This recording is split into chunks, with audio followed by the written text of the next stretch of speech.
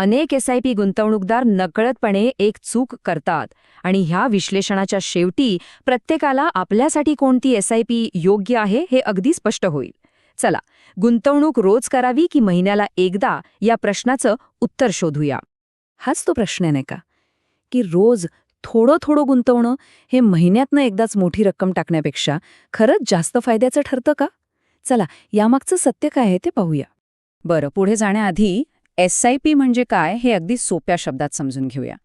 ही फक्त एक पद्धत आहे. बाजारात कधी वर जाईल, कधी खाली येईल याचा विचार न करता शिस्तीने पैसे गुंतवत राहण्याची. यामुळे दीर्घकाळात संपत्ती निर्माण करणं सोपं होतं. या दोन्हींमधला फरक तसा खूप सोपा आहे. बघा, मंथली एसआयपीमध्ये काय होतं? समजा महिन्याच्या 5 तारखेला एकदम 10,000 रुपये गुंतवले. याउलट डेली एसआयपीमध्ये तीच रक्कम विभागली जाते, म्हणजे रोज साधारण 500 रुपये. एक गोष्ट लक्षात घ्या, एकूण रक्कम तीच आहे, फंड तोच आहे, फक्त पैसे टाकण्याची पद्धत वेगळी आहे. तर मग सुरुवात करूया त्या पद्धतीपासून जी बहुतेक लोक वापरतात, मंथली एसआयपी.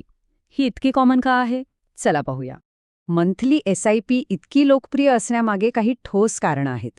पहिलं म्हणजे हे आपल्या पगाराच्या सायकलशी अगदी सहज जुळतं, त्यामुळे बजेटिंग खूप सोपं होतं.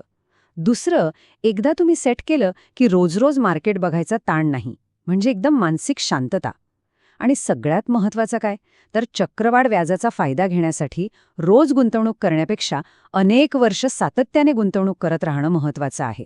म्हणूनच जे लोक पगारदार आहेत, ज्यांच्याकडे रोजच्या गुंतवणुकीवर लक्ष ठेवायला फारसा वेळ नसतो, किंवा जे रिटायरमेंट आणि मुलांचं शिक्षण अशा मोठ्या ध्येयांसाठी प्लॅनिंग करत आहेत, त्यांच्यासाठी हा एक अतिशय सरळ आणि प्रभावी मार्ग आहे. ओके, आता वळूया दुसऱ्या पर्यायाकडे, डेली एसआयपी. हा एक वेगळा दृष्टिकोन आहे आणि तो एका वेगळ्या इन्व्हेस्टरच्या मानसिकतेला आकर्षित करतो. डेली एसआयपीचा सगळ्यात मोठा फायदा म्हणजे रुपी कॉस्ट ॲव्हरेजिंग आणखीच चांगल्या प्रकारे होतं. म्हणजे काय, तर रोज गुंतवणूक केल्यामुळे मार्केटच्या प्रत्येक छोट्या मोठ्या चढ उताराचा फायदा मिळतो. यामुळे सरासरी खरेदी किंमत कमी व्हायला मदत होऊ शकते.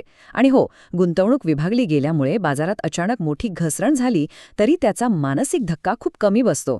हा पर्याय अशा गुंतवणूकदारांसाठी आहे ज्यांना अधिक शिस्त आवडते आणि जे बाजारातल्या प्रत्येक चढउताराचा फायदा घ्यायला तयार आहेत. पण हो, यासाठी वारंवार होणाऱ्या व्यवहारांवर आणि खात्यावर लक्ष ठेवायला तयार असायला हवं.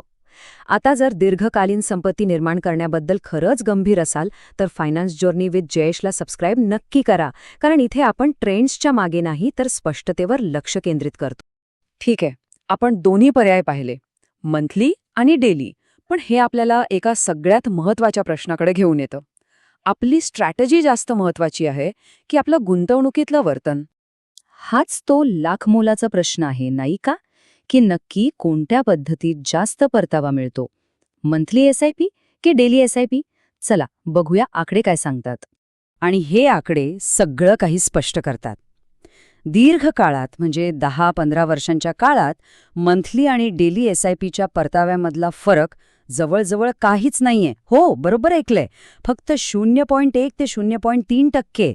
म्हणूनच सगळ्यात महत्त्वाचा मुद्दा हा आहे की आपण किती वेळा एसआयपी करतो यापेक्षा किती काळ गुंतवणूक करत राहतो हे लाखपटीने जास्त महत्त्वाचं आहे. एसआयपीची फ्रिक्वेन्सी निवडणं हा खरं तर एक प्रकारचा दिखावा आहे.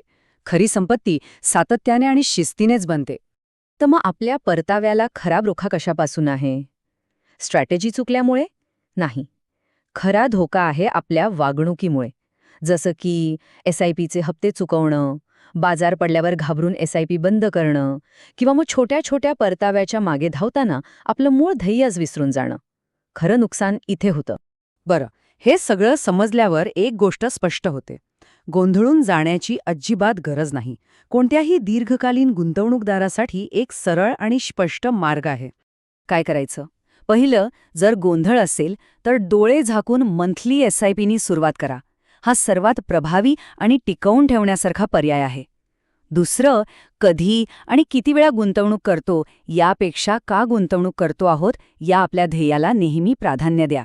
आणि तिसरं, सातत्यावर लक्ष केंद्रित करा. सर्वोत्तम प्लॅन तोच जो आपण पुढची अनेक दशकं न थांबवता चालू ठेवू शकतो. हे एक वाक्य नेहमी लक्षात ठेवा. बाजारात योग्य वेळ साधण्याचा प्रयत्न करण्यापेक्षा किंवा किती वेळा पैसे गुंतवावेत याचा विचार करण्यापेक्षा बाजारात किती जास्त वेळ टिकून राहता हेच नेहमी जिंकतं. टाइम इन द मार्केट हेच संपत्ती निर्माण करण्याचं खरं रहस्य आहे. आणि शेवटी एक प्रश्न स्वतःला विचारा. माझी गुंतवणूक योजना मला शिस्त लावण्यासाठी बनवली आहे की माझं लक्ष विचलित करण्यासाठी? कारण आता हे स्पष्ट झालंय, मासिक की दैनिक SIP हा परताव्याचा नाही तर तुमच्या शिस्तीचा आणि सोयीचा प्रश्न आहे. जर तुम्हाला संपत्ती निर्माण करण्यासाठी असंच सोपं, प्रामाणिक मार्गदर्शन हवं असेल तर फायनान्स जर्नी विथ जयेशला सबस्क्राईब करा. आणि हो, कमेंटमध्ये नक्की सांगा की तुम्ही कोणती SIP पद्धत वापरता. तुमच्या प्रश्नांवरूनच आपण पुढचा विषय निवडूया.